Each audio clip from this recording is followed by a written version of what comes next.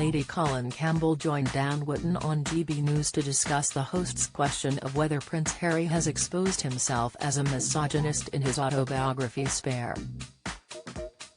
The author, who has written several books on the royal family, disagreed with the label of misogynist being placed on Jeremy Clarkson following his controversial Meghan Markle column, but instead criticised the Duke of Sussex's comments about women in his book. Lady C referred to Harry's mention of Pat the matron who worked at Ludgrove School when the Duke of Sussex was a teenager.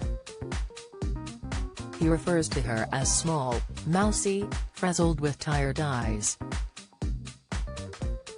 Lady C told Dan, "Harry, though he was young at the time, but I have to tell you I've been around children all my life. Some children are cruel, others aren't. There is no way that any child I would regard as desirable would be mocking a matron who had scoliosis." Read more. Also, what is so insensitive about Harry's comment is that his cousin Eugenie had scoliosis. It cuts very close to the bone and shows that Harry rarely has control over his mouth or indeed being a decent person. Eugenie was diagnosed with scoliosis and underwent surgery to correct the curve in her spine. Lady C continued, "I think it's outrageous he is abusive. Harry is very abusive. I don't think there's any way you can compare Clarkson's allusion to Game of Thrones. It was cack-handed. He should have mentioned it was an allusion, he didn't, but that's an admission. Harry has admissions and they are admissions of somebody who's cruel and unfeeling," Lady C claimed. "I'm afraid you don't develop feelings when you get older. You're either born with a heart or without one. That's my take on it." In his memoir, Pat the matron is described in a particularly unpleasant manner. Harry wrote, "The matron I dealt with the most was Pat. Unlike the other matrons, Pat wasn't hot. Pat was cold.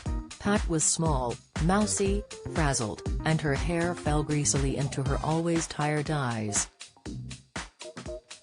Pat didn't seem to get much joy out of life, though she did find two things reliably satisfying: catching a boy somewhere he wasn't supposed to be, and shutting down any bouts of roughhousing. Before every pillow fight we'd put a sentry on the door.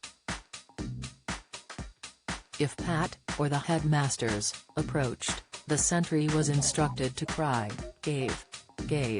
Lawton, I think?' Someone said it meant, 'The head's coming.' Someone else said it meant, 'Beware.' Whichever, when you heard it you knew to get out of there. Or pretend to be asleep." Meanwhile, Harry and Meghan recently issued a statement dismissing Jeremy Clarkson's apology. The statement said, "On December 25, 2022, Mr. Clarkson wrote solely to Prince Harry, the Duke of Sussex. The contents of his correspondence were marked private and confidential."